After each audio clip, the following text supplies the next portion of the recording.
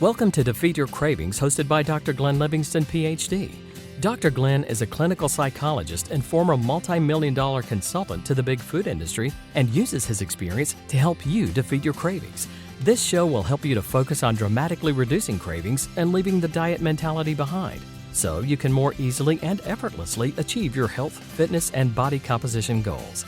Please remember, no doctor-patient relationship is created via this show, and you are responsible for confirming any changes to your diet, health, or psychological routines with an appropriately licensed professional before implementing them. Before we get started, if you haven't downloaded the free smartphone app to access dozens of these recordings all in one place, as well as to avail yourself of a confidential community for support, motivation, and assistance, please visit the podcast link on defeatyourcravings.com as soon as possible. And now, here's your host, Dr. Glenn Livingston.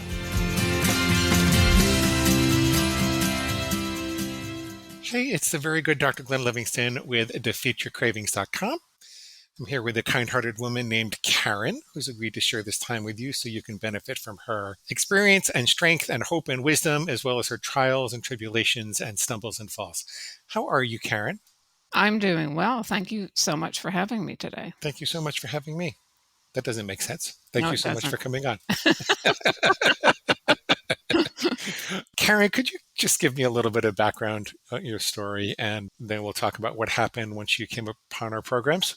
Sure. I am one of those folks who was a competitive swimmer until I was in my early 20s, and I could eat anything. And I never really had to learn any good eating habits because I always just burned everything off. So when I stopped swimming and that kind of exercise, I moved into the cycle of gaining weight and losing it and the whole yo-yo dieting. And that's been going on for 40 years. And I just finally decided I'd had enough of that and didn't want to go through it again. Got it. And what happened? Were you able to do it right away? What happened? In December 24th of this past year, actually, and I didn't know anything about Defeat Your Cravings at that point, I decided to gift myself a little gift box for Christmas. And so I found a box and I put on the top of it, "To me with love from me," and put all these lovely little hearts on the top of it. And inside the box, I put little cards that said things like a gift to myself would be self-love. Another one would be freedom from compulsive overeating and emotional eating.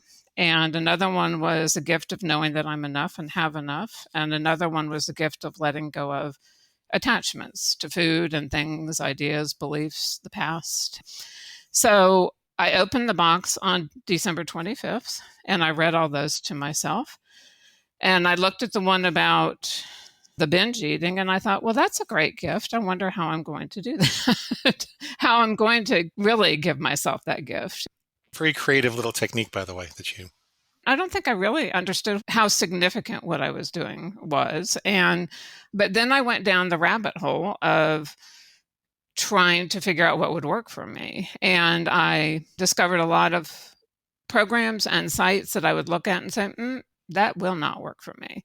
And I ordered some books and thought, maybe these books will help me. And somehow through Facebook, I learned about Defeat Your Cravings. Now, mind you, this was probably like 2 or 3 hours down the rabbit hole of searching. And I started reading. I thought, well, that sounds interesting. What are these food plans and rules that people are talking about? So I did some investigating, and I found some of your free recordings, and I binge listened, right?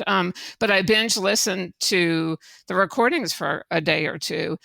And I thought, oh my gosh, this is for me. And I immediately wrote a bunch of food rules, and based on what I'd heard you say in the recordings. And then I saw something that said you might have coaching sessions open up. So I signed up to be notified. And lo and behold, I think it was the next day or the following day, you opened up the program for the coaching, and I signed up. And the rest is history. What was it about binge listening to the recordings that made you feel like this was for you? It just made sense to me. I had read a lot about emotional eating, and I tried a lot of that work in the past. And I finally came to the conclusion that for me, I couldn't really say that my overeating was tied to emotional eating per se or to past trauma. And I really like the practicality and the simplicity of Defeat Your Cravings. Now, I know that we all know that it's really not simple to implement, but the concept is very simple. And that's what really appealed to me. It was straightforward and scientific rather than requiring a deep dive into your emotions. Yes. The latest things I'd been doing were calorie counting, and I can lose weight when I count calories. Most people probably can when they really stick to that, but then I would binge. As we all know, that leads to that. So I was really intrigued by the fact that I could stop my binge eating and overeating and probably lose weight on top of it by not counting calories. And I kept thinking, "Oh, really?" So that was quite intriguing to me too. How did you do that? Did that actually happen? Did you do that? Yes, I did. So I modified my gifts to myself once I signed up for the program and started understanding it more. I changed my gift of the stopping the binge eating was the gift of Defeat Your Cravings. And then I actually changed some of the other terminology because the one about self-love, I turned into that self-discipline equals self-love and that honoring my commitments equals character and integrity, which you talk a lot about in the program. I added a card, which was a gift of a food plan. And who would have thought one would be excited about a food plan? But I was. And I open the box every day. I actually re-gift it to myself every day. So it sits on my table. And before I eat breakfast each day, I open the box like it's brand new to me each day. And I live by myself, but I have 3 cats and they probably think I'm talking to them, but I do. I read it with excitement. I'm like, oh my gosh, look, you got a food plan. And look, Defeat Your Cravings. You've always wanted something like that. And I actually say that to myself. And the feeling that goes through me, and it's actually gotten stronger rather than weaker over time since I know the program works. And I get this amazing feeling in my body every time I open the box and like say you're gifted Defeat Your Cravings and a food plan and rules. And I guess it's euphoria or something like that just goes through my body. And then I actually launch into reading my big why out loud. And then I read my rules out loud. And then I also integrate some of the breathing that you've taught us about into that. And then I start my day with breakfast. So just for people that might not be tracking along because they haven't read the book or they're not in the program, we're a diet agnostic program and we help people to build their own food plans one rule at a time. And so what Karen is talking about is feeling excited about the food plan that she developed and the methods we taught her to follow it, stick to it. Could you possibly talk to us about how your rules developed? What was your first rule? What was your journey? Any troubles you've encountered? How did it evolve? Yes. I developed my rules before I actually totally understood the program because I was so excited about it. I did it on day 2 of listening to some of your podcasts. So I actually ended up initially with 5 rules, which I know is not what you recommend, but they work for me and they have been my rules the entire time. What are the rules? I'd be curious. The first one is when I am at home, I will never again eat unless I'm at the kitchen table, and I will always eat my food from a plate, dish, and or bowl. I will never eat food directly from its container, package, and or box because I used to overeat standing at the counter. Basically, the first rule is that I'm going to eat like a civilized human being at home. Exactly. Yes. Right. And I'm not eating at the kitchen counter or in the living room or all these other various places. Since my overeating really took off between 7 and 9 p.m. typically, then I put some choices about what I would eat during that time. So anything I eat at home between 7 p.m. to 9 p.m. will always be a whole fruit or berries, and it goes on with that. And these foods may never contain any sugar or added sugar or non-whole food additives.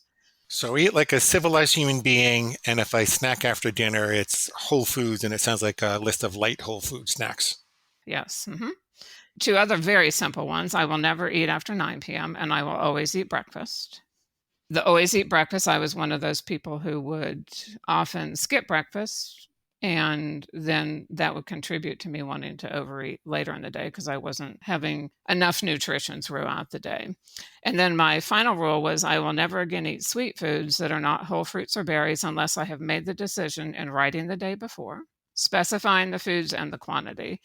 I will never eat the specified sweet foods until I've eaten breakfast, and I never have to eat them. So even if I've said I'm going to have them the next day, I don't have to have them. Okay. So you have a rule to eat in a civilized way, a rule to control your snacking after dinner. You have a stop time. You have a anti-restrictive rule so that you don't get too hungry. You always start having breakfast. And you have a safety valve rule where you have, if you want to have something a little bit indulgent, that you write it down beforehand. Very interesting. Did you have any trouble following these rules? No, not at all. Really? Right out of the gate, you could do it. And why do you think that is? How did that happen? I wasn't counting calories anymore, which made me so excited. And secondly, I never felt restricted. I had very simple things I needed to do. But if you look at my plan, I can really eat most foods when you think about it. And if I really wanted something, a sweet food, then I could plan it for the next day. My mind perceived it as a lack of restrictions. And it was basically, oh, wow, I am really in control of this. Whereas calorie counting and all that stuff felt not in my control for some reason.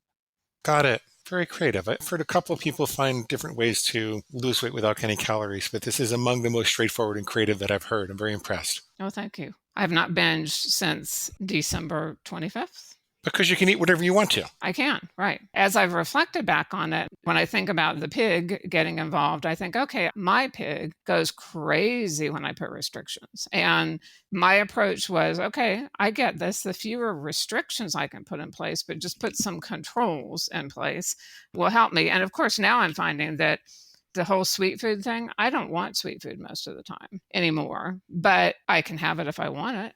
And my whole plan is written based on choice too. My whole philosophy about the program is it's all a choice, right? And I created my plan so that I have lots of choices and I can figure out what works for me.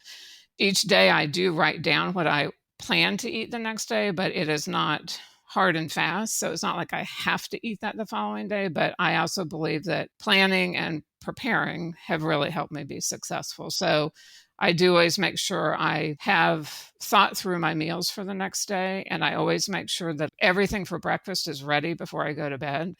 I work from home. So if I don't have all that ready, then it could be I have a meeting I need to get to and I'm like, I just want to eat breakfast. So that keeps that from happening. There's a business guru named Peter Drucker, and he says that plans are useless, but planning is priceless. So I think you found the food equivalent of that. Could you tell me about your big why? Those are the motivational statements for why you want to follow the rules. Sure. Do you want the whole thing? Sure. Mine is I comply with my food plan and refute the pig 100% of the time so I can act with integrity and honor my commitments to myself and others. I'm content and live a purposeful life, and everything I choose to do, I do with confidence. My body feels and looks good with my health conditions and inflammation under control. I move more easily with decreased joint pain. I'm walking, gardening, and doing yoga every day. My mind is clear and focused, and I sleep soundly and deeply every day. I live my life with purpose and freedom from obsessions and unhealthy attachments. I have lots of energy to focus on what is important to me: family, friends, cats, garden, volunteering, yoga, work, learning new things, reflection, and simply being. I'm confident that I'll reconnect with old friends, keep in touch with current friends, and make new ones. I have so much confidence, focus, energy, and excitement about life that I will choose to stop working within the next few years and make the most of every minute I have with new adventures. The role food plays in my life is to nourish me. I never have to recover from a meal. I'll maintain my ideal weight and know that this will help control my autoimmune condition and decrease the chances of a hernia reoccurring. This is why I comply with my food plan and refute the pig 100% of the time. Wow. We talk about when you have the fear of missing out, when you're experiencing FOMO because you're feeling deprived about something or your pig is feeling deprived.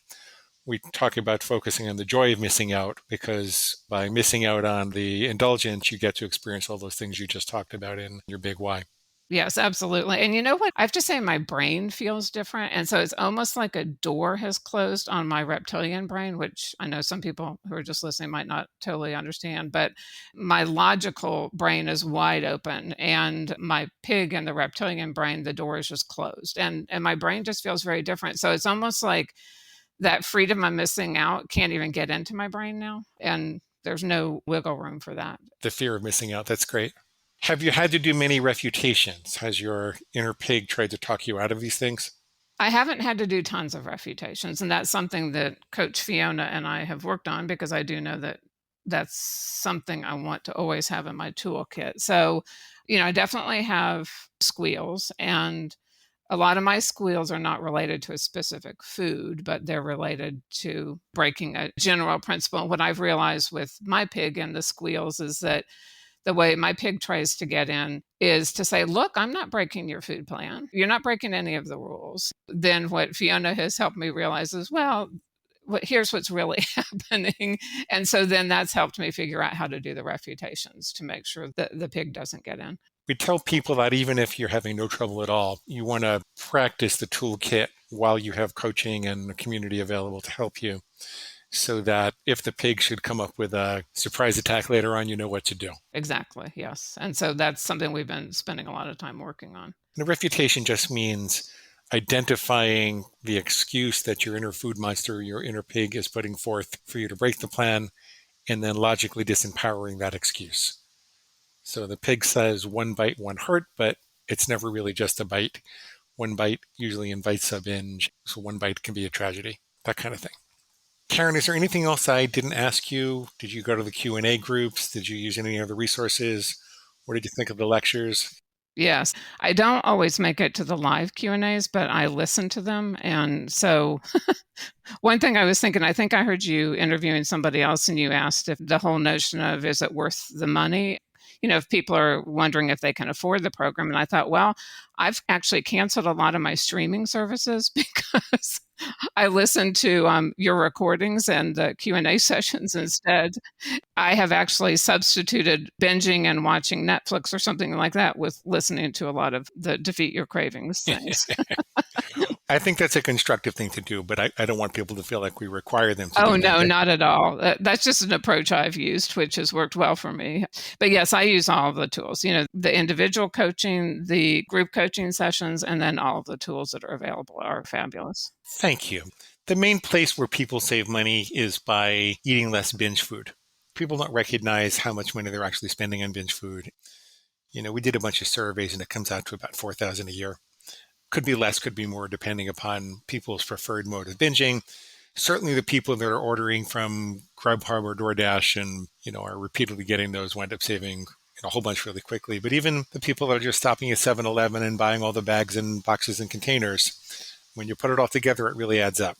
Oh, yes. And I get most of my stuff delivered to my house. And I was looking back through several past orders prior to Defeat Your Cravings. And I'd say 75% of the things I ordered, I would not order anymore. And that was really eye-opening. Well, is there anything else I should have asked you that I didn't ask you? I don't think so. I just want to say what a gift this is to me. And I look at every piece of the program as a gift and just one more thing that's going to help me make this something I do for my lifetime.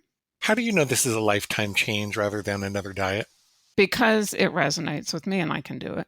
I've been involved for 8 weeks now, I guess. And deep down, I just know that this is something I will be able to continue doing. And I enjoy doing it. And it makes sense to me. And I'm seeing the results. You found a way to eat whatever you want to and still get the results that you want. Correct. Mm-hmm. That's a powerful answer. Yes. And that brings us to the end of today's broadcast of Defeat Your Cravings, hosted by Dr. Glenn Livingston. If you'd like to find out more about the products and services Dr. Glenn offers to help you dramatically reduce your cravings and stop overeating in 90 days or less, please visit defeatyourcravingscoaching.com. That's defeatyourcravingscoaching.com. Thanks.